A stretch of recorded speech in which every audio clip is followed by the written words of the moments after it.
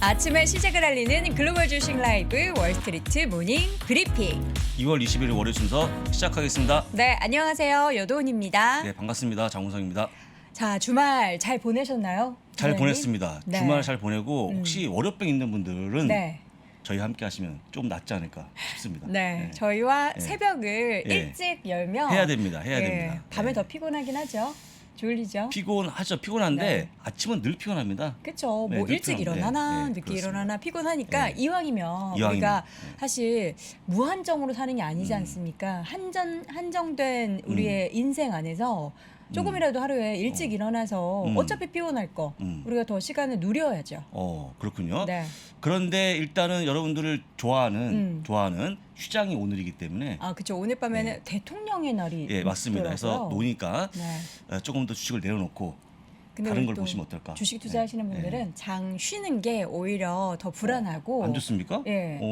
아니 또 근데 이렇게 약간 불확실성과 부정적인 이슈가 있을 때는 한 템포 쉬어가는 것도 나쁘지 않은 것 쉬어가고 같아요. 끊고 가는 게 좀 낫지 않을까 싶어서 네. 오늘은 여러분들 저희 함께하면서 약간 마음을 다스리시면 좋을 것 같습니다. 네. 자, 여러분과 함께 주말 사이 마감됐었던 미국 시장 이야기 잠시 후 장 부사장과 함께 이야기 나눠보도록 하겠고요. 오늘은 키움증권 안석훈 팀장과 함께 월요일 이 시간 저희가 늘 ETF 다양한 ETF 소개해드리고 있잖아요. 그 중에서 지금 좀 불안정한 시장 상황 속에서는 어떤 ETF의 움직임들을 봐야 하는지 잠시 후 확인해 보도록 하겠습니다. 또 월가의 소식은 이분이 전해주시죠. 그렇습니다. 미국 주식에 미치다 이양현 교수와 함께 월가 이야기 확인해 보도록 하겠습니다. 네, 그렇습니다. 자, 오늘 주제 확인해 볼까요? 주제 봅니다. 금리 인상 우려와 지정학적 긴장으로 3대 지수가 하락 마감했다. 주간 기준 2주 연속 하락하는 모습 보였는데요. 네. 제목은 바뀐 게 하나도 없습니다. 그대로 갖고 왔습니다. 아, 일을 너무 안 하시는 거 아니에요? 근데 제가 아무리 다른 거 하려고 해도 네, 없죠? 여기서 벗어날 수가 없는 그런 모습이어 갖고 어쩔 수 네. 없이 가져왔다는 거 말씀을 드리고 금요일 날 끝난 거 같이 보겠습니다. 다우가 마이너스 0.68, S&P 마이너스 0.72, 나스닥이 마이너스 1.23 빠지면서 안 좋았다라고 보시면 될 것 같고요. 초반엔 좋았는데. 예, 하지만 장중에 또 반등에 힘이 있었는데 네. 역시 무마되는 그런 모습이었습니다. 네. 초반에도 뭔가 반등의 움직임, 또 장중에도 움직임이 보였지만 전체적으로 우리가 제일 싫어하는 게 시장이 불확실성이잖아요. 악재보다 더 싫어하는 게 그다음에 변동성이죠. 네. 그래서 뭔가 다 출렁일 있었어요. 때 많은 분들이 막 샀다 팔았다 하시면 되게 많으신데 지금은 제가 봐서 조금 가만히 있는 게 좋지 않을까 생각이 들고 어떻게 생각하십니까? 뭐 가만히 있는 것도 물론 좋지만 네. 저는 그냥 시장을 안 보는 게 안 보는 거. 예, 그래야 가만히 안 있을 보면 수 가만히 있잖아요. 있게 되죠. 예. 저희 방송을 보시고 우리 방송만 보고 장을 안 볼 수 있을까 생각이 하니까 그렇습니다. 정셔야죠. 자, 그래서 시장 오늘은 상황. 그림 두 가지로 시황이 끝납니다. 첫 번째 그림 변동성이 우리 잡아먹고 있는 그림인데 이거 한번 제가 글로벌 라이브 때 보여드린 그림인데요. 그만큼 우리는 떨고 있다. 뭐에 떨고 있다? 변동성에 떨고 있다라고 지금 보시면 될 것 변동성이 같습니다. 입을 크게 벌리고 있는 게 예. 쥐고 아래에 있는 게 생쥐. 그러니까 고양이가 지가 지금 떨고 있는 그런 모습인데 음. 변동성이 커질 만한 이유가 네 가지가 있죠. 여러분 아시는 것처럼 네 가지. 오미크론, 그다음에 물가, 금리 인상, 전쟁 위협까지 커지는 상황입니다. 오물금전. 예, 예. 뭐라고 했습니까? 지금? 오물금전. 오물금전? 앞자만 그냥 예, 땄어요. 그렇습니다. 하다 보니까 우리 투자자분들이 어려워하고 있는 그런 네. 모습인데 하지만 우리가 좋아하는 기업들 성장주가 올라가야 되는데 네. 다음 그림 보시면 좋을 것 같습니다. 네. 성장주가 올라가는데 아유. 에스컬레이터가 내려오는 쪽에 올라가는 그런 저 상황이고 반대로 올라가는 거 되게 힘든 거 아시죠?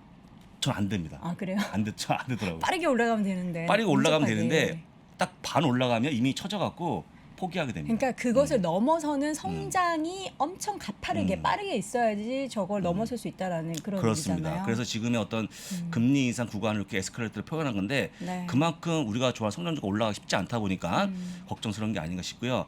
사실 이제 전쟁에 대한 부분인데 우리 여동은 앵커는 전쟁 같은 거 못 보셨잖아요. 아직 나이가 어리시다 보니까. 전쟁 같은 사랑만 예. 아, 그렇습니까? 그렇습니다. 솔직히 이제 네. 전쟁에 대한 멘트를 우리 바이든이 열심히 하고 있습니다. 주말 사이에 예. 너무 뭐 푸틴은 이미 전쟁을 준비하고 있다. 그렇습니다. 뭐 이런 발언을 너무 쏟아내더라고요. 사실상 이분의 말을 요약하면 이번 주에 전쟁이 터지는 겁니다. 이번 주에. 아, 근데 예. 이런 그러니까 약간 저는 좀 정치적인 이런 헤게모니가 좀 깨져야 된다고 생각하는데 저같이 전쟁에 대해서 잘 경험하지 못했던 그런 사람들도 정치적으로 그 모 국가의 대통령의 지지율이 좀 떨어지면 전쟁을 일으키는 것을 통해서 뭔가 지지율을 끌어올리려는 그렇죠, 그런 게 그렇죠. 또 있잖아요. 지금 마침 바이든이 지지율이 네. 바닥을 치고 있거든요. 그러니까요. 하다 보니까 이 관심을 바깥으로 쏠리게 하려고 하는 그런 요인이 있다는 거 한번 말씀드리고 네. 어쨌거나 지금 우크라이나 국경에 러시아군이 19만 명이 증가하는 그런 모습 보였다는 거 어제 또 국가안보협의 회의를 소집하면서 조금 더 긴장감을 갖고 있는 그런 모습을 보여주고 있습니다. 그래서 지금의 전쟁의 모습은 정말 극대화되고 있다라고 좀 보시면 될 것 같습니다. 그러니까 저거는 그러면은 믿을 만한 소식통일까요? 미국에서 하는 얘기일 수 있잖아요. 그렇죠. 러시아에서 뭐 미국의 얘기했으니까. 얘기지만 안보회의를 수집했다든지 아니면 그 바이든이 얘기한 것들은 사실이기 때문에 그만큼 우리가 모르는 또 한 가지 긴장 관계가 유지되는 게 아닌가 싶고요. 혹시 우리가 모르는 어떤 정보가 있지 않을까 그렇죠. 싶거든요. 러시아 쪽에서는 뭐야, 우린 그 정도도 아닌데라고 할 수도 있는데 이게 뭔가 다 정보의 불균형으로 타산되는 걸 수도 네. 있는데 알 수가 없는 거죠. 네, 그렇습니다. 자, 그런데 반대편에 있는 얘기도 있는데요. 네. 우크라이나 국방장관이 올렉시 레즈니코프라는 분을 이분은 오히려 가능성이 낮다라고 언급하면서 바이든 의견에 정면을 반박하는 그런 모습 그러니까요. 보였거든요. 이분은 사실 현재 있는 분 아닙니까? 네. 저는 이분의 표에 한표 던집니다. 저는. 그러니까 이게 네. 미국에서는 은근 전쟁을 계속해서 원하는 것 같아요. 이게 뭔가 인플레이션도 어렵고 지수도 떨어지고 있으니까 전쟁으로 뭔가 확 끌어올릴 만한 근데 이슈. 그런 이슈를 돌리는 건 너무 올드하지 않습니까? 올드한데 또 그게 네. 먹히니까. 아, 먹히는군요. 먹혔습니다. 실제 먹히는 바람에 네. 빅스가 28, 27을 보여주고 있는 그런 모습인데요. 역시 많이 올라가는 상황이다 보니까 어려워하고 있고 혹시 여러분들 이렇게 빅스 말고 다른 지표 하나 있으면 네. 하나 말씀해 주시죠. 여도은행에서 여도운 지수요. 여도운 지수 네. 장우석 지수. 얼마입니까? 여도운 지수는 지금? 여도운 지수 100을 기준으로 지금 약 70 정도. 예, 아, 높아요. 70요? 네, 불안감이 아, 굉장히 불안감. 큰. 아, 불안감. 음. 저는 이제 그 약간의 그 희망이 네. 100점 만점 30점. 아. 정도밖에 안 된다는 거 미리 말씀드리고 어떤 지수가 있는지 볼 건데요. 우리 전미 개인투자협회에서 발표한 건데 불베어 레이쇼가 있는데 이거 딱 보시면 높이 올라가면 좋아지는 거고 내려오면 나빠지는 건데 2016년 지금부터 6년 전의 수치까지 내려와 있다라고 보시면 되겠죠. 그만큼 개인분들이 어려워하고 있는 구간이고 심리가 거의 굳어 있는 게 아닌가 생각이 네. 듭니다. 0.25라고 정확히 가면 0.35 정도 보여주는 건데 최소한 1 정도 와야 되거든요. 근데 역시 한참 멀어져 있는 그런 모습이고 4까지 올라갈 때가 있었지만 뭐 그때까지는 아직까지 멀었고 일단은 1을 회복해야 되는데 아직 한참 멀었다는 거 다시 한번 보여드리고요. 그만큼 개인분들은 지금 시장에서 어려워하고 있다는 게 딱 보여주는 표라고 좀 보시면 될 것 같습니다. 네, 빅스 지수 외에 이런 이제 심리를 나타낼 수 있는 그렇습니다. 지표들도 지금 상황이 그렇게 좋지 못하다라는 점을 녹록지가 여러분께 않죠. 네. 보여드렸습니다. 또 그 지난주에는 제임스 블라드 총재가 자꾸 이상한 말해서 어려웠잖아요. 근데 오늘은 존 윌리엄스 뉴욕 은행 총재가 또 이런 말 했는데요. 처음부터 너무 큰 폭으로 금리 인상하면 나는 반대한다 거기에 했습니다. 이게 좀 좋은 내용 아니겠습니까? 그쵸. 해서 전망을 0.25씩 6번 하는 게 맞다라고 발표하면서 실제 지금 전망 예상치가 약간 내려오고 있는 그런 모습이었거든요. 금리는 거의 잡혀가는 모습이 아닌가. 아니 근데 오늘 요 화면에서 오타가 하나 있잖아요. 예, 오타가 있다. 어디가 오타 있죠? 총체. 여는 총체. 예. 근데 저는 이 오타가 의미가 좀 있는 것 같아요. 어렸을 때 엄마한테 혼날 때 총체로 가졌거든요. 시장이 좀 이렇게 매를 맞고 있는 좀 지금 이따가, 옆에서 우리 예. 키움증권 안석호 그렇습니다. 팀장님도 총체로 맞았다고 손바닥을. 저는 솔직히 이런 것들은 그렇게 얘기하는 게 좀 원래 안 맞는데 네네. 그렇습니다. 웃으시라고요. 네, 총체였습니다. 근데 일단은 여러분도 아시는 것처럼 만약에 0.25씩 6번 인상한다 그러면 네. 조금씩 완만해지는 거니까 참고하시면 좋을 것 같고요. 그래서 여러분이 좋아하는 종목들 한번 쭉 확인해 보겠습니다. 네. 빅테크, 애플, 아마존, 알파벳, 마이크로소프트까지 빠지는 상황이었고요. 그다음 메타 플랫폼스, 트위터, 스냅, 핀터레스트까지 빠지는 그런 모습 보여주면서 우리가 좋아하는 빅테크, SNS가 빠졌다는 거 확인시켜 드립니다. 네. 다음은요. 전기차 업체 다 빠졌죠. 테슬라, 니오, 샤오펑, 리오토까지 빠지는 상황이었고 반도체 약간의 희비가 엇갈렸는데 인텔, 엔비디아는 빠졌지만 AMD하고 브로드컴은 올라갔다는 거 다시 한번 말씀을 드립니다. 네, 전체적으로 뭐 빅테크 관련된 종목들의 조정이 나타날 수밖에 없는 시장 상황이 계속해서 연출이 되고 있는데 그렇다면 지금 지수단은 어느 정도 고점 네. 대비해서 조정을 받고 있는지 확인해 볼까요? 한번 주간 흐름을 짚어볼 건데요. 다우가 1.9% 마이너스, S&P 500 1.6% 마이너스, 나스닥이 1.8% 마이너스로 끝났는데 네. 여러분들 보시면 여기서 상당히 희한한 게 있는데 아마 못 찾으실 겁니다. 그냥 제가 말씀드릴게요. 네, 얘기해 주세요. 뭐가 지금 보신 희한할까요? 것처럼 다우하고 나스닥 중에서 네. 오히려 다우가 더 많이 빠지는 그러게요. 그런 상황이었어요. 오. 제가 늘 얘기합니다만 언젠가 바닥을 칠 수 있는 그런 상황인데 점점 바닥에 근접하고 있는 상황이다라고 보시면 될 것 같고 오히려 기술주가 선전했다는 것도 다시 한번 말씀드립니다. 근데 이제 연으로 기준을 했을 때는 하면 다우가 아직까지 가장 멀었죠. 적게 네, 멀었습니다만 점점점 바닥에 와닿는 그런 모습이기 때문에 꼭 기억하시면 좋을 것 같습니다. 그다음 맵을 간단히 볼 건데 네. 주간의 맵이니까 참고해서 보시면 좋을 것 같고요. 네. 1번 시스코입니다. 시스코 올라가는 그런 모습 보여. 시스코는 아직 제가 지난번에 말씀을 드렸습니다만 시스코. 실적 좋았고 바이백까지 하는 그런 모습 보여주면서 올라갔다는 거 네. 말씀을 드리고요. 2번이 좀 문제가 되는데 메타 플랫폼스인데 이게 또 한 60%가 빠지는 주간에 저 하락하는 그런 모습 밑에 보였습니다. 그 트위터도 그렇고 역시 SNS에서의 어떤 반등은 조금 더 시간이 필요해 보이고요. 필요해 보이고 이거에 그 일조한 이유가 뭐냐면 알파벳마저 개인 종목 강에 나선 거가 주가 하락을 이끌었다고 좀 안드로이드에서. 보시면 될 것 같고요. 3번 페이팔인데 페이팔이 시총이 줄어들면서 쫓겨나는 그런 모습 보여갖고 조금 올라가면 좋은데 역시 주가는 또 빠지는 그런 모습 보여줘갖고 도대체 페이팔의 끝은 어디인지 상당히 궁금해하는 그런 모습입니다. 4번은 화이저부터 에벗 그 다음에 모더나까지 우리 그 백신 기업들이 빠지는 상황인데 한간 이런 얘기가 있습니다. 차라리 오미크론에 걸린 다음에 항체가 만들어지면 슈퍼항체다 이렇게 얘기하다 보니까 백신 안 맞는 그런 맞는 얘기일까요? 맞는 얘기인 것 같습니다. 제가 경험자를 보게 되면 경험하셨어요? 저는 아니고요. 경험자 얘기를 들어보고 잠깐만요. 이런 얘기 하시면 안 되는데 저 잘립니다 방송에서. 걸린 분 얘기 들어보면 네. 다시 검사해봤더니 상당히 항체가 단단한 항체가 생겼다라는 게 기본적인 보고이기 때문에 네. 그 결과를 참고하시면 좋을 것 같고요. 5번 에너지는 소폭 빠지는 그 차익률이 나왔다는 거 미리 말씀을 드립니다. 이렇게 보시면 대부분 다 뭐 엇갈리는 그런 모습이었는데 특히 페이스북과 페이팔의 반등을 다시 한번 기원해 보겠습니다. 자, 오늘 월요일이기 때문에 저희가 고맙다 시리즈 하잖아요. 네. 저는 어제 제가 저녁 때 운동을 하면서 과연 오늘 장부산장님이 고마울 게 있으실까 궁금했는데 고맙다 오늘도 3가지 준비하셨죠? 지어짰습니다. 아이고 어떻게 짜셨는지. 지었었습니다. 네. 일단 84%의 기업 실적을 발표했는데요. 네.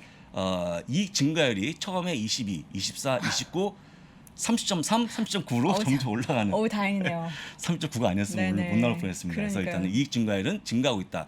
그만큼 실적이 좋아지 주가가 빠지기 때문에 늘 얘기합니다만 주식을 살만한 구간이라는 거 다시 한번 강조하고요.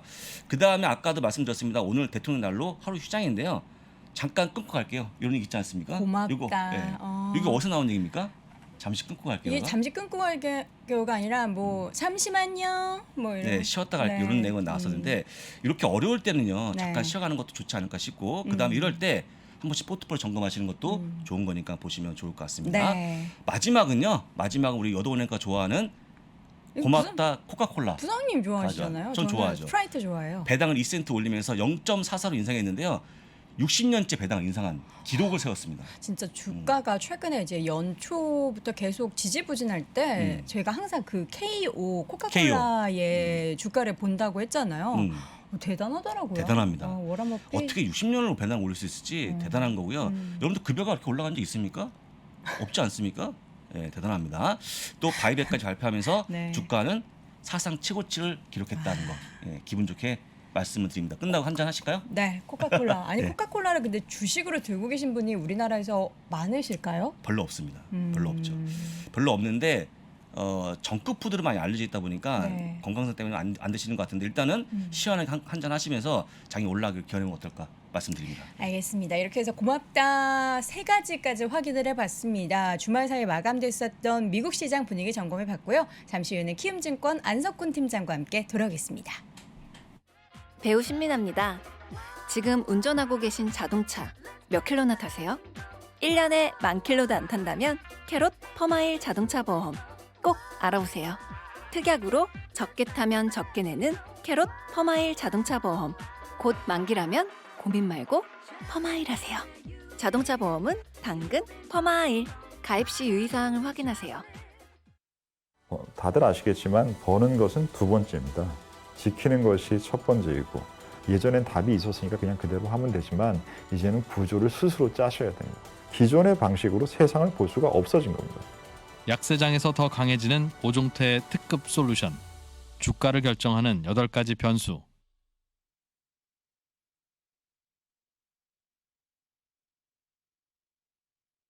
자, 오늘 저희가 코카콜라 얘기를 지금 이야기를 하는데 부사장님 어젯밤에 한잔 하셨어요? 네, 저도 한잔 코카콜라. 했습니다. 코카콜라에 취해 있습니다. 아 정말 이 코카콜라 주주가 생각보다 맞습니다. 있으시네요. 맞습니다. 채팅창에 지금 네, 코카콜라 그렇습니다. 주주시라고 네. 가지고 축하드립니다, 계시다고 여러분들. 하는데 다행입니다. 또 네. 있으시다니 또 네. 우리 장 부사장님이 열심히 드시고 계시니까 주가에 또 실적 네. 영향을 미쳤으면 좋겠습니다. 자 오늘 키움증권 안석훈 팀장 함께합니다. 모셔보도록 할게요. 어서 오세요. 어서 오십시오. 네 반갑습니다. 우리 때는 또 먼지털이 이렇게 어머니가 먼지 털시다가 총채로 또 뒤집어서 올라와서. 혼났던 저 그런 기억이 있습니다. 종아리를 맞았던 기억이 예, 있는데. 전 손바닥. 예, 그렇습니다. ETF를 활용한 변동성 투자 전략이 오늘 주제예요. 네. 지금 연초부터 계속해서 변동성은 네, 네. 있는데 어떤 투자로 할 수 있을지 ETF 여러 가지를 가지고 오셨습니다. 먼저 어느 정도의 변동성이 지금 나타나고 있는지부터 확인해 볼까요? 네, 일단 이 지난주 지지난주 보면 이제 전운하고 긴축 이 두 개 단어로 그 정리가 될 텐데 이 전운과 긴축 공포가 점점 커지면서 증시 변동성이 또 확대되는 모습을 보이고 있습니다. 지난주 화요일이었나요? 수요일도 하루에 뭐 2% 가까이 장중에 움직이는 모습을 보이면서 상당히 변동성이 증가하고 있고 물론 이제 하방 압력으로 작용을 하고 있는 상황이지만 또 가끔은 살짝 이제 반등하는 모습도 있어서 그런 거에 또 이렇게 일희일비 하시는 분들이 많은 상황인데 그런 것보다는 좀 길게 보시고 오히려 변동성을 좀 줄여가는 방향으로 투자를 하시면 어떨까 해서 오늘 준비를 해봤고요. 네. 지난주까지 보면 긴축하고 또 전쟁 발발 우려 2주째 하락을 했고요. 바이든 대통령은 아까 말씀하신 것처럼 일부러 불쏘시개로 이렇게 쑤시는 것 같아요. 왜 그럴까요? 아무래도 정치적인 게 좀 크지 않을까 싶고요. 아무래도 지지율도 낮고 또 여러 가지로 힘이 빠지는 상황이라서 미국 내에서 또 네. 올해 중간군 선거도 또 준비를 해야 그렇죠. 되고 하니까 그런 면이 있지 않나 싶고요. 또 마크론 대통령도 또 그런 얘기를 하더라고요. 곧 있을 선거 관련돼서 정치적인 어떤 입지를 확보하기 위해서 나서서 지금 미국을 갔다가 우크라이나 갔다가 러시아 갔다가 이렇게 하는 게 아니냐 이런 이야기도 있습니다. 네. 또 아까 부사장님 말씀하신 것처럼 블라드 연 총재는 또 3월에 50bp 올리는 게 좋겠어라고 지난주에만 벌써 2번 얘기하고 그렇죠. 지지난주 금요일부터 시작해서 3번을 얘기했기 때문에 시장에서는 진짜 그렇게 되는 거 아닌가 하는 우려를 또 하고 있습니다. 그에 따라서 지난주에만 다우존스 아까 부사장님 말씀하신 것처럼 다우존스가 제일 많이 빠졌죠. 1.9% 빠졌고요. 나스닥이 1.8%, S&P 500도 1.6% 빠졌는데 2주째 이런 모습 진행되고 있고 네. 연간 기준으로 봐도 뭐 다우, 나스닥, S&P 500 거의 뭐 7, 8%, 10% 가까이 하락하는 모습을 지금 보이고 있습니다. 네. 그래서 이런 와중에 ETF를 통해서 좀 변동성을 활용한 투자를 할 수 있는 방법이 뭐가 있을까? 사실 이걸 제가 연초부터 언제 소개를 할까 되게 고민을 많이 했었어요. 연초엔 많이 빠지니까 네. 연초에 소개를 한번 할까 하다가 그래 조금 반등하는 모습 나올 테니까 좀 보자. 실적 시즌이라서 그렇죠, 그렇죠. 보고 있다가 이제 전쟁 이야기가 나오면서부터 변동성이 더 커지길래 오늘 이번 주에 한번 소개를 해드려야 되겠다 해서 정리를 했는데요. 3가지로 정리를 해봤습니다. 네. 첫 번째는 변동성 지수를 활용하는 방법, 두 번째는 변동성을 최소화하는 방법, 그리고 세 번째는 변동성을 해치하는 방법. 근데 이제 관련된 ETF를 통해서 그런 전략을 추구할 수 있는 거고요. 이제 첫 번째로 변동성 지수를 사용하는 방법을 소개를 하겠습니다. 그러니까 우리가 흔히 이야기하는 빅스 지수를 추정하는 건데 빅스 지수라고 하면 이제 시카고 옵션 거래소에서 거래되는 S&P 500 지수 옵션의 변동성을 나타내는 지수잖아요. 그러니까 흔히 공포 지수라고 하는데 이게 분위기가 안 좋으면 갑자기 막 급등하고 분위기가 그렇죠. 또 괜찮아지면 지수가 떨어지는 모습을 보이고 있어요. 그러니까 증시 방향성과 반대로 움직이는데 반대로? 네. 이 반대로 움직이는 지수를 추종하는 ETF를 활용하는 방법이 약간 되겠습니다. 인버스 느낌이네요. 그렇죠. 인버스 느낌이라고 보시면 될 텐데. 단기로 해야겠어요. 그러면. 아니에요. 아니에요? 이거는 다 단기로 좀 보셔야 되겠죠. 왜냐하면 변동성이 커지는 양상에서 접근을 해야 되니까. 그러니까 단기로. 그렇죠. 단기로 봐야 됩니다. 이거 뒤에 그 수익률로 좀 네. 말씀을 네, 드리면 네. 이해하기 쉬우실 거예요. 가장 대표적인 ETF로는 VXX가 있습니다. 여기 3개 ETF 소개했는데 사실 VIXY하고 SVOL은 운용자산이 좀 크지 않고 또 거래량도 그렇게 많지 않아서 어떻게 보면 VXX는 ETN에도 불구하고 가장 운용자산도 크고 그 거래도 많이 되고 있습니다. 그래서 대표적으로 변동성 지수에 투자하는 ETF라 하면은 VXX라는 ETN을 소개를 하고 있고요. 현재 23달러 정도 되고요. 금요일에도 2% 넘게 올랐습니다. 앞서 주가가 거의 2% 미만으로 떨어졌는데 주간 기준으로 이 아이는 지난주 금요일만 2% 넘게 올랐어요. 그러니까 이런 걸로 좀 참고하시면 좋겠고요. 대신에 수수료는 비쌉니다. 거의 0.89%니까 상당히 많은 그 수수료를 요구하고 있습니다. 네. 이게 지수를 추정하다 보니까 배당 수익이랑 뭐 국가 비중 이런 건 없고요.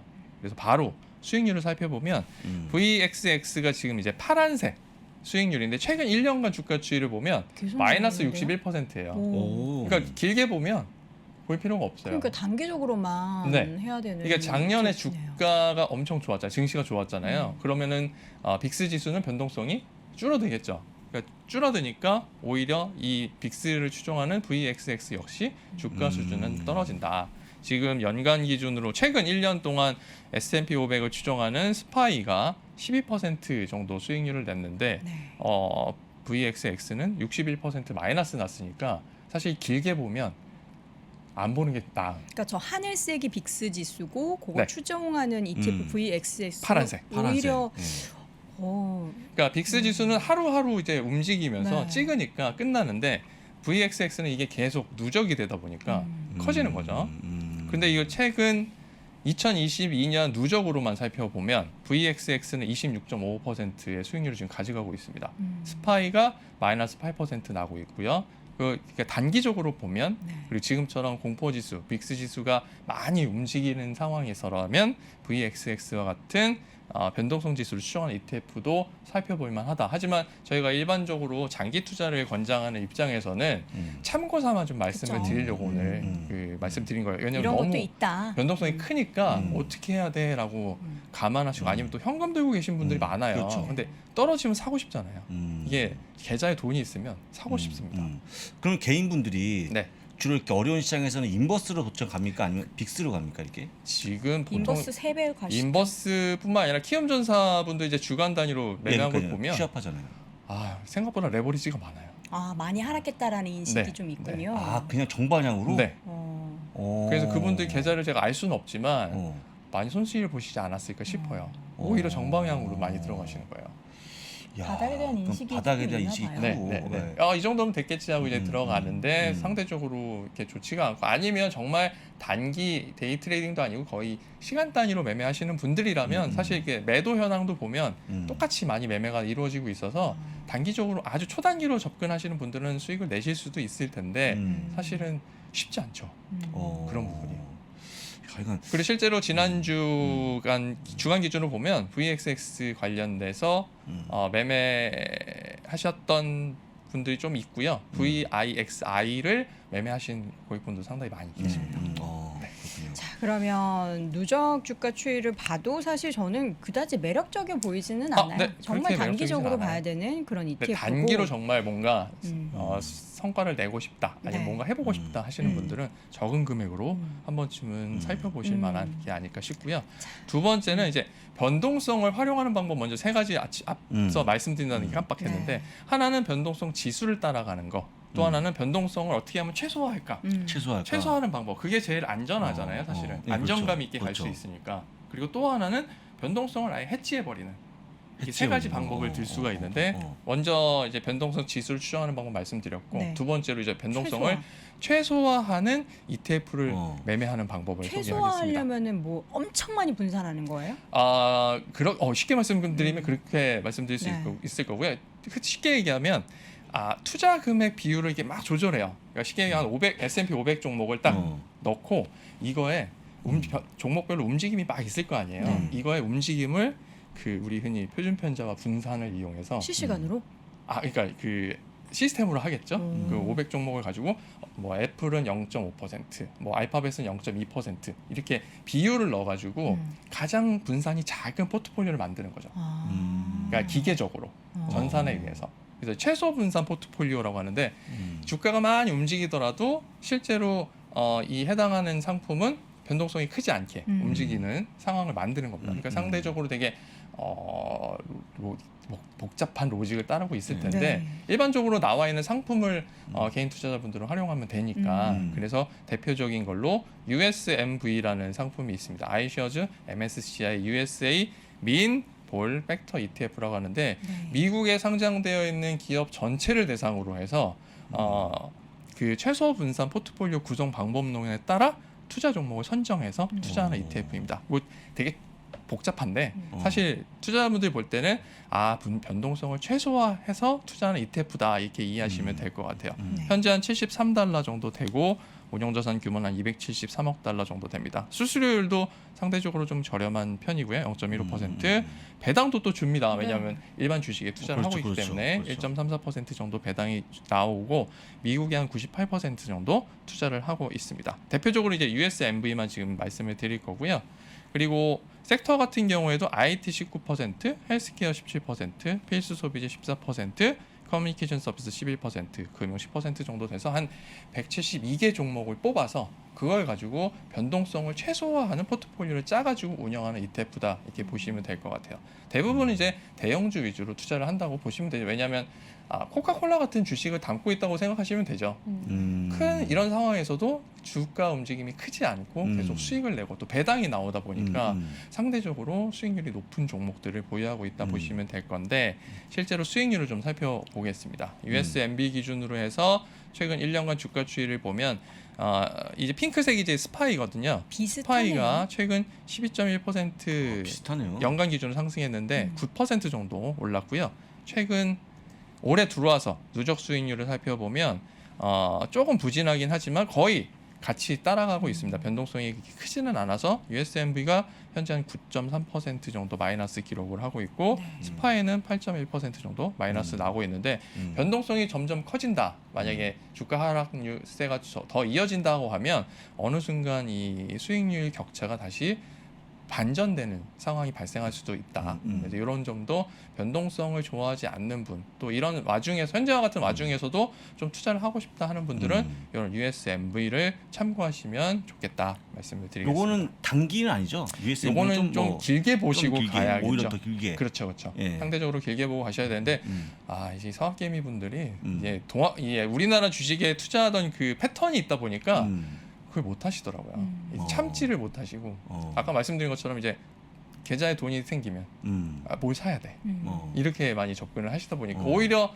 많이 빠졌으니까 들어가도 되겠다 생각하셨다가 수익률이 마이너스가 되면 멘붕이 오는 이런 상황이 자꾸 반복되는 양상을 보이고 있습니다. 그래서 최근에 부사장님이나 앵커님도 말씀 계속 해주시지만 이럴 때는 그냥 지켜보는 게 가장 좋은 방법이다. 계좌는 보지 마시고 뉴스나 계속 지금 돌아가는 이야기만 좀 파악하시는 게 어떨까 하고요. 또 이때 환율까지 생각하면 또 난리가 나잖아요. 부담스럽죠. 환율 생각하지 마시고 달러로만 그냥 생각하시면 달러가 어디 안 가니까요. 내 그렇죠. 계좌에는 달러는 변화가 없죠. 그리고 원으로 환산하니까 지금 자꾸 요즘엔 좀 계산하게 이익이죠. 되죠. 아무래도 1,200원 달러 올라가면 이익이긴 하지만 환율까지 생각하시는 것도 좀 지금은 일단 생각을 좀 접어두시면 좋겠다 생각이 들고요.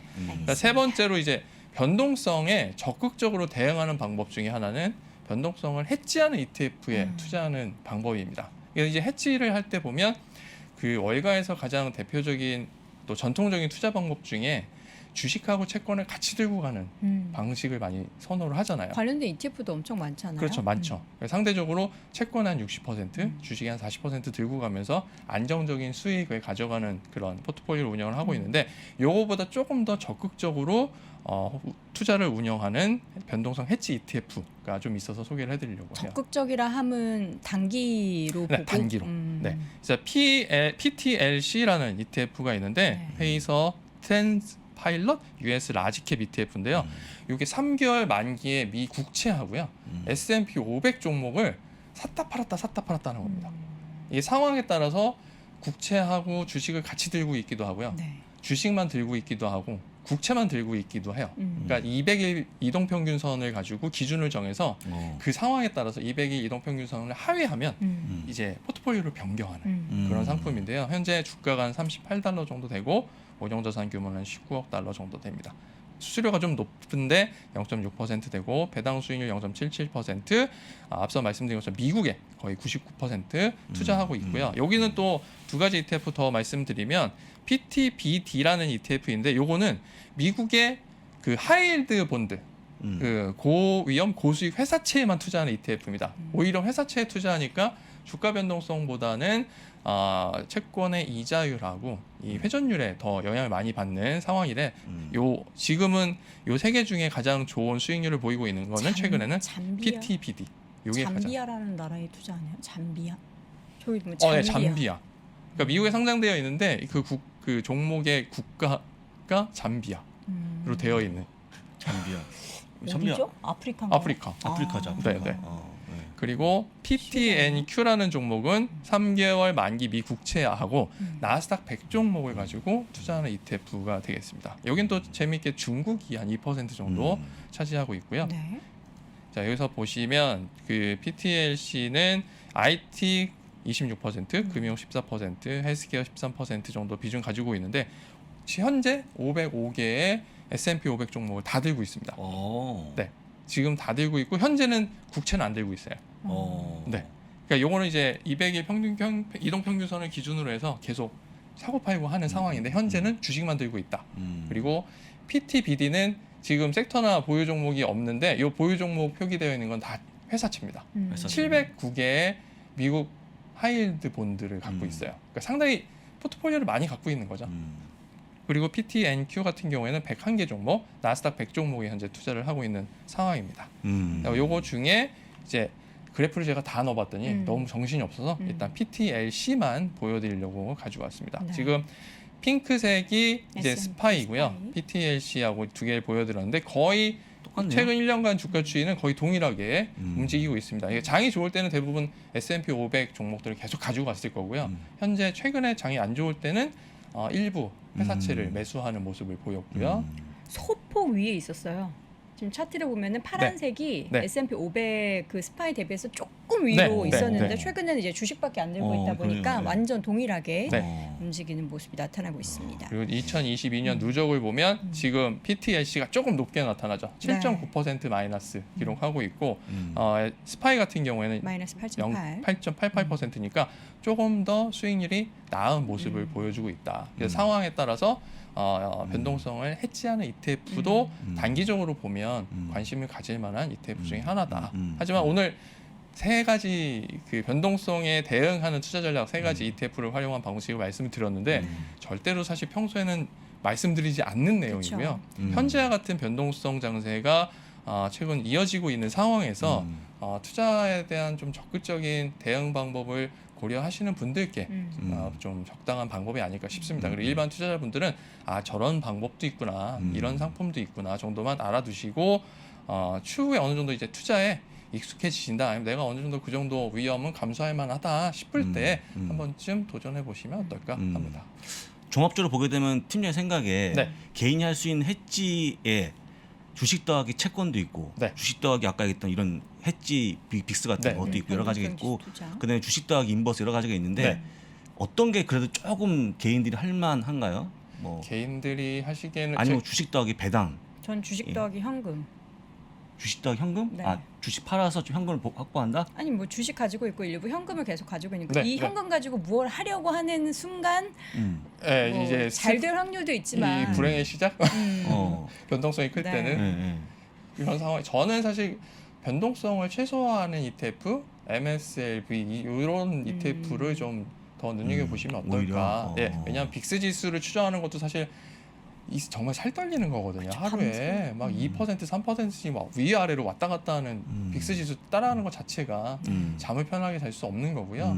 변동성을 최소화하는 방법이 투자에는 가장 안정적인 게 아닌가 싶어서 그걸 사실 가장 선호하는 상황이고요. 근데 오늘 하나 더 말씀드리려고 했던 게 뭐냐면 지난주에 디렉시온이라는 미국의 레버리지 인버스 전문 자산운용사에서 이 8가지 종목에 대한 레버리지 인버스 ETF 출시하겠다.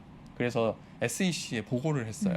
인버스요? 레버리지와 인버스인데 레버리지 2배짜리 그리고 인버스 1배짜리, 인버스 2배짜리 개별 종목에 투자하는 겁니다.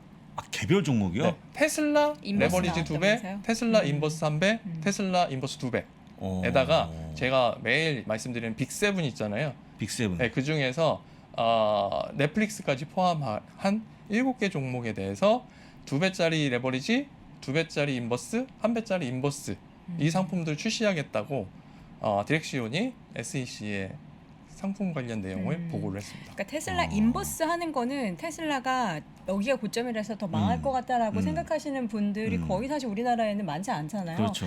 저는 레버리지 나오면 레버리지는 엄청 하실 것 같은데요. 그래서 테슬라 사실 레버리지. 그게 제가 이제 홍보를 해드리는 입장이 되는 것 같아서 좀 그렇긴 네. 한데 이 ETF를 벌써 이미 많은 성악개미 분들이 기다리고 있어요. 그쵸. 이 레버리지 뉴스가 하시려고 그럴 것 나오자마자 같아요. 뭐 여러 가지 그 매체를 통해서 야 이런 상품이 나온대.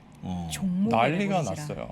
그래서 다 기다리고 있다는 거예요. 그래서 아 이건 좀 테슬라 말고는 또 뭐 있나요? 뭐 빅테크 마이크로소프트, 알파벳, 애플, 애플, 넷플릭스, 메타 플랫폼스 또 뭐 있죠?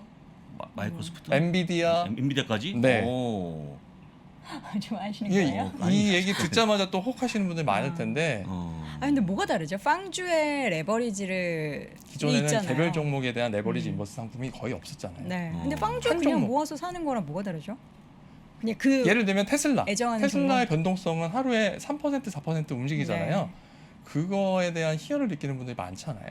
그러니까 한 종목의 움직임이 크죠. 그러니까 이걸 모아놓은 빵 종목을 모아놓으면 변동성이 아무래도 좀 줄어들잖아요. 왜냐하면 애플은 많이 안 움직이니까. 근데 애플하고 테슬라 같이 들고 있으면 둘이 수렴해서 평균적으로 움직일 텐데 테슬라에만 투자를 한다, 레버리지 인버스 투자한다 하면 그야말로 뭐 롤러코스터를 타는 상황이 될 수 있으니까 네. 오히려 그걸 지금 즐기는 분들이 많다. 그래서 좀 걱정이에요. 뭐 나오는 건 확정된 건 아니죠 아직. SEC에서 이제 심사를 할 텐데 네. 사실 레버리지 인버스 ETF 일반 주식을 가지고 하는 거에 대해서는 크게 크게. 제한을 두지 않잖아요. 이 비트코인도 아니고 그렇죠. 이미 상장되어 있는 네. 주식을 갖고 하는 거니까 조만간 출시가 되지 않을까 싶습니다. 그래서 걱정이에요. 출시되면 알려주세요. 그래도. 네, 네, 알겠습니다. 언급은 해야죠. 언급을 해야죠, 알겠습니다. 그래도. 네. 자 이렇게 해서 변동성이 큰 시장 내에서 어떻게 보면 또 네, 단기적으로 그렇습니다. 대응할 수 있는 ETF 여러 가지 여러분과 함께 확인을 해봤습니다. 그러나 저희가 이거를 적극적으로 말씀드리는 이유는 이거를 매수하셔라라는 입장보다는 이런 변동성에 관련된 투자도 위험은 분명히 예, 있다라는 있다. 걸 알려드리는 거니까 확인해 보시면 좋을 것 같습니다. 키움증권 안성꽃 팀장은 보내드리도록 할게요. 고맙습니다. 고맙습니다. 셀트리온 홍삼정 하루 면역 케어. 홍삼 들어간다 쭉쭉쭉쭉쭉 셀트리온 홍삼정 홍삼 함량은 쭉 올리고 가격 내려간다 쭉쭉쭉쭉쭉 셀트리온 홍삼정 가격은 쭉 내렸다. 홍삼정 하루 면역 케어 ARS 문의 1688-1131. 2022년 미국 주식 투자도 미주미와 함께 최대 수익률을 끌어올리는 한태경 이사의 퀀트 투자 전략. 제가 석사 논문을 머신러닝으로 썼거든요. 주제가 머신러닝이었어요. 근데 그런 걸 하다 보니까 API를 제가 써야 되고 하드웨어를 봤는데 결국은 N사 거를 쓸 수밖에 없는 구조. 그 생태계 전체의 80%를 먹었다는 거는 이거를 장악하고 있는 회사가 일 수밖에 없는 거잖아요. 그때가 아마 $49로 시작해서 조금씩 조금 더 사서 이제 한 $90 정도까지 계속 샀던 거죠. 지금은 그게 $600 정도가 됐으니까. 장우석 부사장의 배당주로 포트폴리오 만들기. 이남우 교수의 하락장 속 저평가 종목 찾기. 최고의 전문가들의 새해 투자 전략. 2월 26일 오전 10시 투자공간 3차 세미나 함께하세요. 월스트리트 모닝브리핑 함께하고 계십니다. 투자공간 3차 세미나가 이번 주말에 예정돼 있잖아요. 맞습니다. 이제 일주일밖에 안 남았는데요. 네. 빨리 서둘러야 됩니다. 네. 네. 아니 뭐 신청은 마지막 날 해도 되는데 마지막 날 하면 이제 혹시 몰려서 다운될까 봐. 혹시 자다가 이렇게 못할 수도 있고 아. 그렇지 않습니까? 네. 미리 하셔야죠. 네. 그다음에 제가 이제 그 매주 배당받는 포트폴리오를 지난번 강의했는데 음. 그걸 만드는 방법까지 말씀드릴 거니까 오. 최초로 말씀드리는 거예요. 만드는 방법을 아예 공개하시겠다. 네. 그럼 다 아예. 패를 깐다라는 거잖아요. 더 이상의 강의하실 건 그럼 없으시겠네요. 마지막 강의로. 예. 그렇습니까? 배당 관련해서는 네, 네. 이제 모든 걸 다 여러분께 아예 방법까지 알려드린다라고 하니까요. 자세한 사항은 미국 주식에 미치다 유튜브 채널에서 확인해 보시면 좋을 것 같습니다. 자 이번에는 미국 주식에 미치다 이항현 교수 만나보도록 할게요. 어서 오세요. 네, 안녕하세요. 네. 이항현입니다. 주말 사이에 시장이 또 뭐 여러 가지 안 좋은 악재들로 가득했어요. 주식시장은 쉬지 않거든요. 네. 그러니까 올라가고 떨어지고 늘 움직일 수밖에 없는 건데요. 지난주 오늘도 새벽까지 마찬가지지만 온갖 뉴스는 뭐 우리나라 이제 딴 뉴스가 있지만 네. 해외에서의 가장 큰 뉴스는 결국은 우크라이나, 러시아 그리고 미국 각국 대통령, 각국의 뭐 외무장관 이런 사람들이 엄청나게 바쁘게 움직이지 않습니까? 그러다 보니 뭐 조만간 전쟁이 터진다고 얘기하고 있고 또 오늘 일부 CNN 같은데 뉴스 보니까 뭐 워싱턴 발 정보 소식통을 얘기하면서 지금 러시아 전체 군대 60%인가 65%가 우크라이나 쪽을 방향을 보고 있다는 거거든요. 그쪽에 그러니까 얼마나 많은지 뭐 현역 군인은 뭐 200만 명 제가 본 것 같은데 그래서 그쪽에 좀 몰려 있다고 하니까 어떤 일촉즉발의 위기라고 얘기를 하고 있습니다. 어찌되었건 주시장은 3대 주스가 모두 거의 3주인가요? 계속해서 흘러내리는 분위기가 됐습니다. 그러니까 전주 말고 전전주만 하더라도 금요일까지 뭐 재미 그냥 시소였는데 훅 떨어졌었거든요. 근데 지난주는 실제로 보면 초반에 약간 쉬는 그 반등하는 듯했지만 겨우 흘러내리면서 여기서 3대 주스인데 3대 주스가 모두 흘러내려가는 그런 모습을 보인 것이 지난 한 주간의 어떤 흐름이라고 전 말씀드릴 수 있겠네요. 그러다 보니 이제 흔히 얘기해서 정말 이게 안전자산인지 아닌지는 다들 생각이 다르시지만 일반적으로 전통적으로 얘기하는 소위 안전자산 그리고 뭐 영어로 하면 세이프 헤븐이다 뭐 여러 가지 표현할 수 있는데요. 진짜 이게 안전자산인지 아무도 모릅니다. 다만 전통적인 분명히 그렇게 분류되는 건 사실인데요. 금값이 지금 다시 1,900달러에 바짝 다가서 이제 올라가는 모습을 보이고 있죠. 아시다시피 요 때가 팬데믹 때 2,000달러, 2,100달러에 갔을 때거든요. 그 정도는 아니지만 여하튼 2,000달러, 1,900달러에 바짝 다가서 있습니다. 늘 말씀드린 금 갖고 이제 매매하신 분은 주식과는 완전히 다른 세상이거든요. 금을 선물로 거래하신 분은 돈을 먹자고 하는 건데 저희가 드릴 수 있는 말씀은 그보다는 안전자산으로서의 포트폴리오 차입니다. 다만 이게 주식시장이 회복하면 금값 떨어지는 것이 상례다라는 것도 꼭 염두에 두셔야 되겠고요. 또 하나는 진짜 이게 말이 되는지 안 되는지 모르겠지만 예전에 우리나라에서도 어르신들부터 해갖고 일단 달러를 많이 갖고 계신 분이 계십니다. 이거는 뭐 달러를 저축이나 투자가 아니라 그냥 달러를 갖고 계시는 분이 꽤 있어요. 어찌 됐건 그것도 현물을 왜 갖고 있어야 되는지 저는 아직도 얘기가 안 되지만 어떤 달러를 현물로도 갖고 있는 분이 꽤 있어요 지금요. 그렇기 때문에 저는 그때도 이해가 안 됐지만 그 정말 20년 전인가요? IMF 때 금목이 달러 목이 막 했었잖아요. 그래서 장롱에서 달러가 막 나왔다는 거 아닙니까? 근데 달러가 진짜 왜 갖고 있어야 되는 그 현물로 갖고 있는지 모르지만 여하튼 금이나 달러 갖고 있는 분이 꽤 있어요. 여하튼 달러도 어찌됐건 지금 강세를 유지하고 있는 것도 팩트가 되겠습니다. 이 모든 것은 결국 주식시장이랑 반대 흐름이다라고 일단 이해하실 수밖에 없겠네요. 네. 기술적인 움직임을 사실 거의 보지 않으시잖아요. 네네네. 근데 이 차트를 보니까 네. 우울하네요. 데드 크로스가 발생을 그렇죠. 했잖아요. 이제 이건 뭐 기술적 차트가 아니라 일반적으로 얘기하는 거죠. 네. 그러니까 미국 해외 주식인데 뭐 단기적으로 매매, 뭐 테크니컬로 매매하는 사람은 없다 했다. 분명히 있긴 있으나 네. 실제로 보면 누가 다들 하더라도 일단 이동평균선에서 50일, 20일, 200일선은 상당히 의미 있는 선은 맞아요. 50일선을 다만 미국이나 서양에서는 50일선을 단기 200일을 장기라고 본 차이죠. 우리나라에서 51선이면 초장기력이신 분이 많이 있잖아요. 어찌됐건 51선이 200일선을 하향했더라는 이런 데드 크로스가 났습니다. 이때 마지막에 한 거 2020년 4월이에요. 요 때거든요. 요때. 이게 이렇게 2주일 만에 35%가 떨어졌다가 반등했을 텐데 물론 데드 크로스는 어떤 전통적으로 보면 그 교과서를 보면 분명히 시장의 흐름을 약세 국면을 예측하는 거가 되게 이게 결과론이다 무슨 선제 지표다 이런 거 다 상관없이 흐름이 안 좋은 건 맞는데 교과서는 맞지만 이 워낙 급하게 떨어졌을 때 그 당시에는 이때 이거 데드 크로스 때 주식을 팔았다 그러면 완전 메롱됐죠. 그래서 절대적인 지표는 아니지만 그만큼 중장기선이 지금 아래로 좀 하향하고 있는 거는 팩트다. 그래서 흐름 자체 나스닥 이 자체 그림은 좋은 그림은 아니다. 팩트이기 때문에 다시 한번 여러분들께 확인해 드리도록 하겠고요. 다만 이제 시장 전체에 대해서는 많은 분들이 모르겠어요. 많은 분들이 지금 주식시장이 왜 떨어지는지, 왜 재미없는지, 그리고 우크라이나를 얘기 많이 하잖아요. 우크라이나, 러시아. 그러면 우크라이나와 러시아가 해결이 되면 주가 얼마나 또 반등할지 모르지만 저는 개인적으로 거기에 보다는 결국은 이 모든 것이 인플레이션이나 이런 금리의 인상을 앞두고 있다는 시점. 그리고 소비자 물가 상승률이 지금 40년 만에 최고치. 그리고 지난번에 발표된 것보다는 다음 달에 더 높을 수 있다라는 그런 걱정들이 있거든요. 그것이 더 큰 뉴스라고 보는데 번스타인 어드바이저의 리치 번스타인이 이런 얘기를 했어요.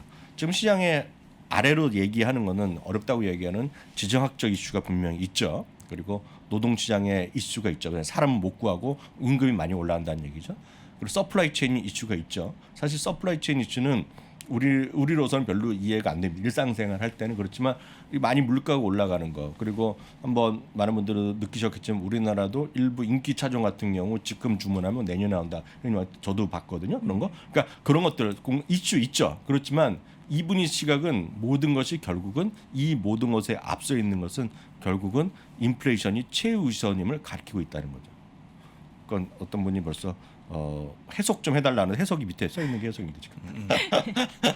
이거 그리고 요 해석은 제 해석이 아니라 구글 번역기인가요? 구글 번역기다. 오. 그래서 구글 번역기에서 이렇게 해준 말이다라고 보셔야 되겠습니다. 그래서 지금은 저는 그래요. 저는 약간 되게 개인적인 생각이지만 이 우크라이나 이거 이슈가 당장 오늘이라도 해결될 수 있잖아요. 또 아무도 모르잖아요. 이 정치 글로벌 국제 정치판이 어떻게 될지 모르겠지만 그보다는 결국은 이런 시장의 흐름은 어떤 금리와 금리의 첫 인상 그리고 다음 달에 볼 때 소비자 물가지수 이게 3월 10일과 3월 16일이거든요. 그러니까 그런 것들을 좀 보시면서 조금 여유를 갖고 보시는 게 맞다라고 보셔야 되겠고요. 그런 관점에서 가장 중요한 것은 역시 인플레이션, 물가다. 물가의 흐름이라고 보셔야 되겠는데 그러면 오늘 제가 지난 주말 라이브 때 잠깐 말씀드렸는데 오늘 잠깐 한 단계만 더 잠깐 말씀드리겠습니다. 왜냐하면 이것도 어떻게 찾느냐는 분 계시는데 인플레이션 시기에 가장 중요한 변수 중 하나는 바로 가격 결정력이라는 겁니다. 그래서 많은 분들이 인플레이션 시대 되면 앞선 코너에서 우리 안석훈 팀장도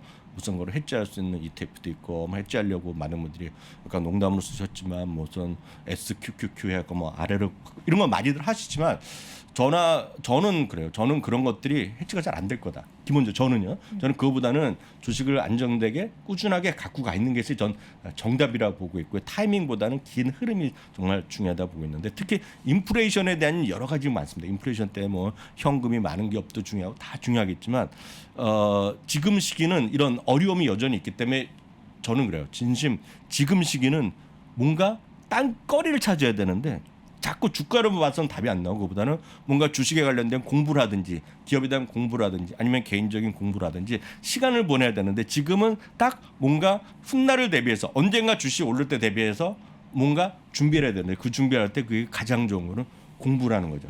그래서 지난번에 저희가 매출액 이익률이라든가 이런 보는 방법도 가르쳐 드리고 그랬잖아요. 그래서 뭐 핀비즈가 됐건 야후나 아니면 여러분들이 쓰시는 증권사의 HDS에서 받는 방법 다 소개해 드렸고 그런 관점에서 이번 주말에 저희가 부사장님 그리고 이남우 교수님 강의하시는 것도 전부 다 공부거리거든요. 그래서 시간이 언제 좋을지 모르지만 그때 대비해서 뭔가 준비를 해둬야 되잖아요. 올림픽이 있다고 해서 올림픽에 그 전날 연습하면 됩니까? 4년 내내 연습을 하는 거 체력 단련을 하는 거잖아요. 월드컵에도 계속 나가면서 육상 스케이터 선수들도 시즌마다 모든 월드컵 때문에 1차, 2차, 5차 나가면서 몸을 만들면서 결국 마지막에 또 어디 나가는 거잖아요. 그래서 지금 공부할 시기라 말씀드리는데 그중에서 가격 결정력이 진짜 중요하다라고 말씀드리겠는데요. 그럼 가격 결정력이 뭔지 오늘 다시 한번 개념부터 다시 말씀드리겠는데요. 이거 워렌 버핏이 했던 얘기를 그대로 갖고 왔습니다. 이것도 그냥 제가 번역기를 돌렸습니다. 여러분들 검색하면 금방 나오는데 2011년에 그 전에 금융위기가 있은 이후에 도대체 뭐가 문제가 됐는지를 많이 얘기하던 금융위기조사위원회가 있었는데 거기서 워런 버핏이 인터뷰했던 얘기입니다. 비즈니스 평가에서 가장 중요한 요소 중에 하나가 가격 결정력이라는 겁니다. 그리고 그것은 뭐냐면 경쟁자에게 내 사업을 마켓쉐어를 뺏기지도 않고 그러면서도 서비스를 잃지도 않으면서 가격을 인상할 수 있는 능력이 있다면 사업이 매우 잘 된다는 거죠. 반대로요. 가격을 여러분들이 10% 올리기 전에 기도가 필요한 사람이라면 그거는 망하는 사업이라는 거예요. 이 표현이 약간 재밌지만 워런 버핏이 한 얘기를 그대로 갖고 온 거거든요. 그러니까 반대로 예를 들어서 거울을 보고 내가 가격을 얼마나 올리면 좋을까 물어볼 때 그냥 계속 더 올려 얘기하는 사업이 있다면 진짜 좋다는 거죠. 그게 이제 가격 결정력이라는 거죠. 그것은 인플레이션이랑 상관없이 꾸준하게 올라갈 수 있는 거죠. 그게 이제 말씀드렸던 여러 가지 기존을 갖고 할 수 있는데요. 혹시 제가 이것 때문에 갖고 왔는데 저희가 지난 금요일 날요. 저는 못 받았지만 이남우 교수께서 여돈 앵커님한테만 꼭 집어서 치즈 캔디에 그런 선물 세트를 사다 주셨잖아요. 초콜릿 주셨어요. 초콜릿. 네, 치즈 캔디라는 거 아시는 분 계시겠지만 1971년에요. 인수했습니다. 이걸 2,500만 달러 주고 벅스웨스가 인수했어요. 그 당시에 유형 자산이 800만 달러인데 2,500만 달러 통크게 3배 정도 쳐준 겁니다. 그 당시 이익이 400만 달러였는데 시스캔디랑 우리나라도 제가 알기에 오늘 찾아보니까 매장이 갤러리에 있어요. 있더라고요. 갤러리에 네, 명품관에 있더라고요. 지금 지하에 있다는 것 같은데 그 이후에 고작 4천만 달러만 투자를 더 했는데 그동안 누적은 20억 달러 이익을 냈다는 겁니다.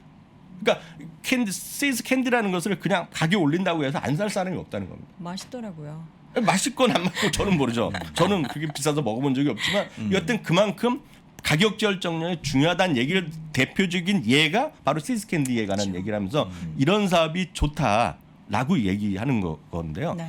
그럼 이제 가격 결정력이 이제 여기서 중요한 거 들어갑니다. 이건 이제 토요일 날 잠깐 말씀드렸던 건데 가격 결정력을 어떻게 판단하는 거죠. 여러 가지가 다 있습니다. 그래서 제가 토요일 날 거 보시면 지수도 있다고 말씀드렸는데 울프 리서치라는 곳에서는 매출 총 이익률을 따진 겁니다. 최근 3년 동안에 각 섹터 내에서 그러니까 그 전체 이런 거 할 때 보면 전체 그 S&P 평균 의미가 없어요. 각 섹터 내 매출 총이익률이 상위 20%인데다가 가장 최근에 발표한 분기 실적이 2019년 이전 대비 더 좋아진 거 있죠. 그런 것들이 진짜 가격 결정이 있다는 겁니다. 더 쉽게 얘기하면 마진율이 업계 최고 수준이고 업계 20% 안에 들고 이 마진율이 2019년 팬데믹 이전보다 더 좋아진 것들을 찾아낸 거예요. 이런 것들을 보시면 이제 좀 더 자세한 거는 저희 주말 라이브에 한 28분쯤 보니까 제가 이제 해놨으니까 한번 찾아보시면 되겠고요. 이런 것은 이제 그다음 질문이 제가 또 나중에 댓글을 보니까 어디서 찾느냐. 그러니까 뭐가 나오는지 또 이런 거 찾으려면 유료가 필요한지 그러니까 이런 데이터를 믿을 수 있냐는 것인데요. 늘 말씀드리잖아요. 한번 해본 분과 안 해본 분은 진짜 차이가 있는데 이것도 똑같이 핀비지에서 하시면 됩니다. 그 핀비지 첫 화면인데요. 꼭 기억하세요. 이런 얘기를 전화 부사장님이나 누구가 할 때마다 여러분 제일 먼저 하실 건 핀비지나 야후 이런 데 선택하신 다음에 요 스크린어만 누르시면 돼요. 스크린어 누르신 다음에 일단 아까 말씀드렸다시피 그로스 마진이거든요. 그로스 마진해도 되고 여러분들이 영업 이 마진해도 다 상관없어요. 여기 보면 오버비도 있고 밸류에이션도 있고 파이낸셜도 있는데 파이낸셜 같은 거 한번 체크를 하세요. 그리고 이렇게 화면이 바뀌거든요. 그리고 그로스 마진 나오죠. 여기 보면 요 선택하시면 이걸 또 선택으로 소팅도 다 가능하고요. 여기 보면 산업별로 보면 산업 여기 딱 인더스트리 나오죠. 여기까지 나온 다음에 예를 들어서 애널리스트 의견 보시면 여기도 한번 눌러보시고요. 여기입니다. 여기요. 눌러보시고 또 타겟 프라이스가 있어야 될 거 아니에요. 타겟 프라이스가 지금 가격도 아래일 수 있잖아요. 타겟 프라이스 목표 주가의 계율이 한 10% 20% 차이 있는 거. 여기 눌러보시면 되겠고요. 이것까지 다 하고 나서도 뭔가 이익이 늘어나야 될 것 같다. 그러면 여기서 또 뭐라 누르면 밸류에이션 같은 거 또 눌러보시면 이 항목들이 쫙 바뀝니다. 여기 나오는 항목들이. 그러면서 거기서 또 여기를 한번 걸러놓은 상태에서 또 다른 변수를 또 넣을 수 있거든요. 그럼 이렇게 찾아보면 한 10개, 20개밖에 안 나올 겁니다. 이런 그 S&P 500 기준에서 찾아보면요. 그러니까 그런 식으로 찾는 겁니다. 그래서 이런 것들을 한번 이번에 해보시면 누구나 다 하실 수 있거든요. 그래서 이걸 어떤 분들은 이게 유료냐 아니냐 보는데 유료 아니죠. 이건 로그인 한 적도 없습니다. 그냥 다 나오는 거거든요. 유료까지 하면 다운도 받고 하겠지만 그럴 것까지는 필요 없으니까 여러분들 이런 식으로 여러분 찾으시면 될 것 같고요. 네. 참고적으로 여기 나온 종목들은 울프 리서치에서 찾은 종목들입니다. 근데 제가 찾아보더라도 거의 똑같이 나옵니다. 이 종목들이 같이 나오거든요. 근데 다만 앞서 말씀드린 것은 전체를 했었고 여기 이제 종목 섹터별로 하니까 그 차이가 있겠지만 이런 종목들이 나옵니다. 소비재 관련한 기업들만 꼽으신 거죠? 아니죠. 덱스컴 같은 것도 그런 것도 아니죠. 그러니까 다 나옵니다. 거죠? 여기요. 그래서 이거는 랄프 로렌 같은 것도 있고 맥도날드도 있고 에스테 로더 같은 것도 있는 거죠. 그렇게 예를 들어서 콘스텔레이션 브랜드 같은 그 맥주 회사도 있겠고요. 어도비 같은 것도 있는데 보세요. 몇 개만 좀 보겠습니다. 맥도날드 같은 경우에 뭐 최근에 주가가 거의 고공행진하고 있고 약간 쉬고 있잖아요. 그렇지만 이런 것들이 계속 떨어질지 어떨지 모르겠으나 이런 것들이 가격 결정력이 있다는 거가 되겠고요. 한번 보세요. 에스테로더가 고점에서 많이 떨어졌잖아요. 근데 최근에 시장이랑 세상 변화랑 맞는 데다가 지금은 어찌됐건 가격 결정력도 있다라고 보여주는 거죠. 아까 말씀드렸죠. 여기 조건은 에스테로더의 매출 총 이익률이 2019년 팬데믹 이전보다 더 높다는 겁니다. 지금요. 그런 상황에서 정말 리오프닝도 되고 이런 상태에서 오히려 지금 수준에서 어떤 러시아의 문제, 우크라이나 문제 이런 복잡한 것들 떨어졌다 그러면 이런 것들이 찬스가 있는 거죠. 그래서 이런 것들을 여러분들 좀 준비해 두셨다가 그다음에 한번 공략하실 때 여러분들 매수 타이밍을 잡는 것이 좋지 않을까 말씀드리겠고 늘 말씀드리지만 어도비도 마찬가지. 어도비도 오히려 85% 이상의 매출액 영업이익이 나오거든요. 근데 주가 엄청 떨어졌잖아요. 그런 것들도 이제 찬스가 될 수 있다는 그런 의미이기 때문에 여러분들 지금 이런 시기는 진짜 뭐라도 공부하시고 뭐라도 주가만 보지 마시고 이런 것들을 좀 공부하는 관점에서 여러분 좀 대응하시면 좋을 것 같아서 오늘 이것까지 소개해드렸습니다. 공부. 그러니까 지난번부터 저희가 계속해서 어떻게 관련된 이런 조건에 관련된 기업을 찾을 수 있는지를 여러분께 알려드리고 있으니까 확인해 보시면 좋을 것 같고요. 지금 이남우 교수님이 급하게 저한테 메시지를 보내셨어요. 네. 시스캔디 초콜릿 네. 이 교수님 드리겠다고. 저도 하나 갖다 예. 지금 갖고 있던 거죠. 근데 저를 안 준 거죠. 두 분만 드리고. 저도 먹고 싶습니다. 방송 보고 계신다고 네. 예, 급하게 또 메시지를 보내주셨습니다. 네. 우리 이 교수님이 네. 또 그런 거 네, 좋아하시는지 그런 거 몰랐네요. 좋아하시죠. 챙겨드려야겠어요. 그런 거 좋아하죠. 예, 미국 주식의 위치다 이항현 교수 함께했습니다. 교수님 고맙습니다. 네, 감사합니다. 자, 월스트리트 모닝 브리핑 월요일 준비한 소식 다 전해드렸는데 오늘 밤에가 휴장이잖아요. 휴장입니다. 그럼 내일 네. 아침에 장 안 열렸으니까 월모브 보는 거 좀 미룰까? 이렇게 생각하시는 분들을 위해서 내일 뭐 준비하실 겁니까? 내일 나옵니까? 그럼요. 농담이고요. 왜 시장 저기 장 안 열려도 기사가 나오지 않습니까? 네네. 기사 준비해서 나오겠습니다. 네, 실시간으로 여러분께 또 빠르게 투자에 도움될 만한 소식 네. 전해드릴 테니까 내일 6시 30분 잊지 마시고 함께해 주시기 바랍니다. 잠시 후 이어지는 오늘 아침 라이브도 함께해 주세요. 고맙습니다.